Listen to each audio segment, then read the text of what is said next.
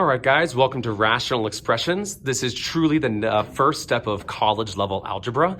You have to be able to use your quadratics. We're gonna be doing that a whole bunch. And these are gonna be the main pieces of quadratic knowledge that you will need to remember from quadratics part 3 and part 4. When there's just a greatest common factor to pull out, normal factoring and factoring by grouping, we're just gonna deal with these first two with this part 1. So when I say that we're dealing with rational expressions, that just means that we have variables in the denominator and the bottom of a fraction. And there's a whole bunch of different rules and math and logic that I'm gonna teach you throughout the rational expressions adventures. But just know a rational expression just means that we have a variable in the bottom of the fraction, okay? Now, in order to do those more complicated algebraic fractions, I'm gonna teach you a different way how to simplify a basic ass fraction to begin. So usually when we simplify 10 over 25, you think of a common factor of both and you're gonna divide by it. But what we're gonna do, and this is gonna match the thinking that's gonna happen, I want us to break 10 and 25 into different factors. And remember guys, a factor is just another way to say two numbers that multiply back to that number. So two factors of 10, I know can be 2 and 5. 2 times 5 can get us 10. Two factors of 25, I know I can break that into 5 times 5. So when we ask you to break it into factors, we want to know two things that multiply back to it. So we're breaking it down into its smaller multiplying parts. And then once we've broken it down, if you have a matching factor on top and bottom, that's like 5 divided by 5 is just a 1. So it cancels out, and our simplified fraction is 2/5. It's another way that you can simplify fractions. And this breaking it down into factors is the only way that we can do rational expressions. So now we're gonna get back over here, and I want us to simplify this sort of crazy looking algebraic fraction.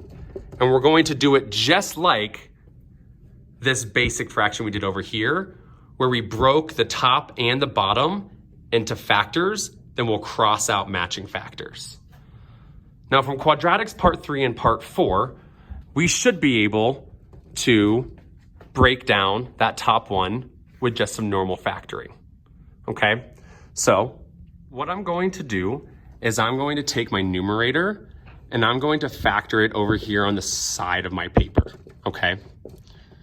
So in order to factor this, I'm first gonna do my box method. I take my number that's all alone on top. I take the coefficient of the linear term, the number with just the regular variable on the bottom. Now ask yourself, what multiplies to 24, but adds up to 10? 4 times 6 gets us 24. 4 plus 6 gets us 10. So that should be able to help us organize our box, where we know that this is 4b and this will be 6b. My common factor here is b, common factor here is b, and then over here my common factor between 6b and 24 is 6, and up here will be 4. So boom, my two factors will be b plus 6 and b plus 4, and that's what I'm going to now bring back. I'm going to take my factors and bring that back and replace it with the numerator. So I'm going to write down my factors I got, b plus 6 times b plus 4. And there's no way to break this bottom part down. So I'm just going to bring down the b plus 6, okay? So all I did is I took my numerator, I factored it, then replaced the top. Now we are allowed in our simplifying, we can cancel out matching factors on top and bottom. I see that b plus 6 is both. So our final answer here is just going to be b plus 4. All right, let's try a different one. So with this one, it looks like the numerator is already pretty simple. So we're gonna see if we can break down this denominator. And since I see it only has 2 parts, usually normal factoring is gonna have 3 parts. So we're gonna check to see if this is just a greatest common factor problem to break down. So I'm gonna bring my denominator, 28a squared plus 8a. I'm gonna write it over to the side. I'm gonna set this up and see what is a common factor between both of these. So I see both of them have an a, so I can pull an a out. And I know that both 28 and 8 have 4 as a common factor, and that should be the greatest one. So now we'll figure out what times 4a gets us back to 28a squared? Well, I know 7 times 4 gets us to 28. And if I add an a there, a times a gets us to that a squared. Then what times 4 is going to get us, 4a will get us to 8a. We should just need a 2. 2 times 4a gets us to 8a. So my factors here are 4a times 7a plus 2. After you find your new factors, we're going to bring that over and replace it where the original used to be. So we'll end up with 20a over the factors we just got there, 4a times 7a plus 2. And now we can see if there are any common factors. Right here, it doesn't look like there's a 7a plus 2 up there. So now we're going to see, can we break this down to perfectly match? Can I rewrite 20a to include a 4a somehow?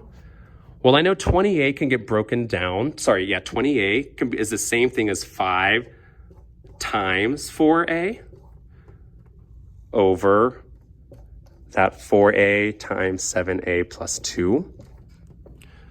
So I was able to break the 20a down, and now I see 4a and 4a match perfectly. So those can cancel. And now I'll write down anything left on top over anything that was left on the bottom for my final answer. All right, let's do one more where we have to break down the top and the bottom. Sometimes you only have to do one, sometimes you have to do both. So this top one kind of looks like normal factoring to me. This bottom one looks like it's probably just going to be a greatest common factor, but we'll need to try to break down both since they both look a little bit more involved. So let's take our n squared minus 5n minus 6, and we can factor this. As always, we take the number that's alone with the negative in front for the top. The number with the regular variable will go to the bottom. So then what multiplies to negative 6, but will combine down to negative 5.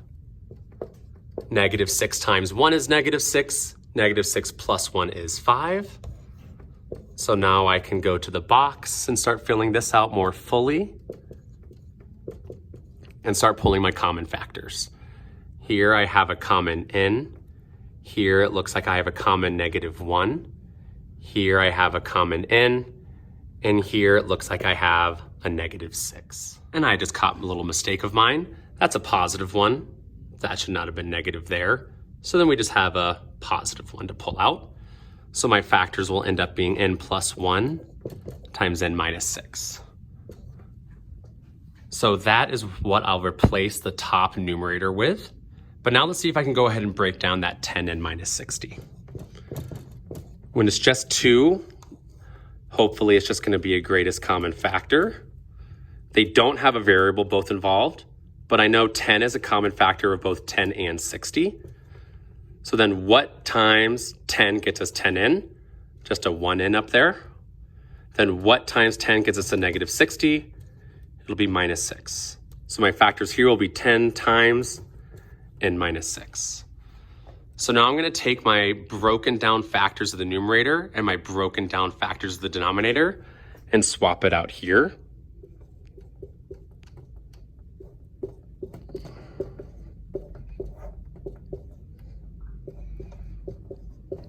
Okay. And now we can cancel out common factors. I see an n minus 6 here and an n minus 6.